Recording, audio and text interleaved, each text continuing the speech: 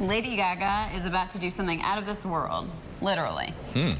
Us Magazine reports Gaga will blast off in a Virgin Galactic ship and sing a song in outer space. It will happen in 2015 during the Zero-G Colony Festival in New Mexico. The superstar will have to train for the event to make sure her vocal cords can handle the changes in the atmosphere. Well, she's kind of out of this world, so yeah, she that is. fits. That's a little wild. A little crazy. No.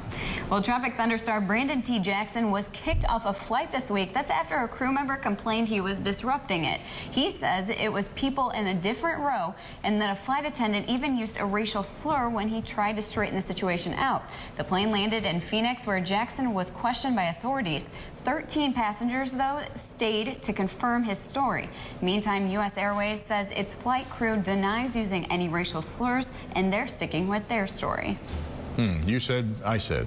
Yeah. Or she said, he said, whatever. He said, she said. Yeah. Yeah. It's interesting, though, that so many people stayed after the flight. I would say so, too. Yeah. He's telling the truth. So, well, Blockbuster's last remaining brick-and-mortar stores will soon be a thing of the past. The last 300 locations nationwide will be shutting down. Dish Network, which owns the brand, says it will also close its mail-order DVD business. The closures are all part of a move towards a digital video distribution. Dish says it will focus on the digital Blockbuster at-home service as well as Blockbuster on demand. No big surprise there. No, I think. the changing technology. Yeah. Well, here's today's trivia question. On this date, 2 years after losing the presidential race to John Kennedy, Richard Nixon lost the race to become governor of California.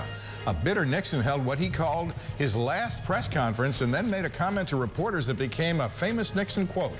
What is that quote? We'll have the answer right after this. You're watching KRCG 13 live at sunrise.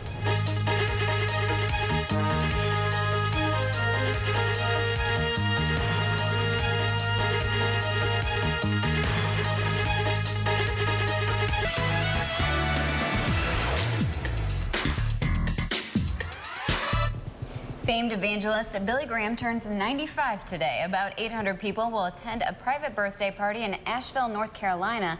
Guests expected to attend include real estate tycoon Donald Trump, media mogul Rupert Murdoch, former Alaska Governor Sarah Palin.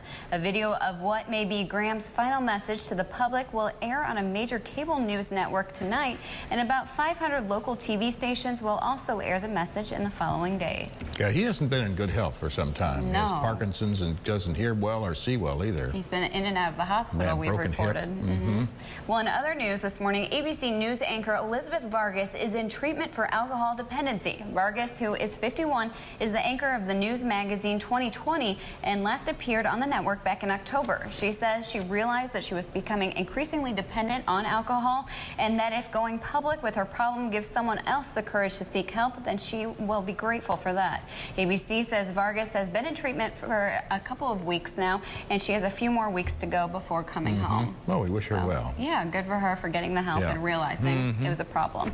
Well, Blake Shelton and his wife Miranda Lambert won big at the CMA Awards last night. Miranda took home the Female Vocalist of the Year award, while Blake won Male Vocalist. He also won Album of the Year for Based on a True Story.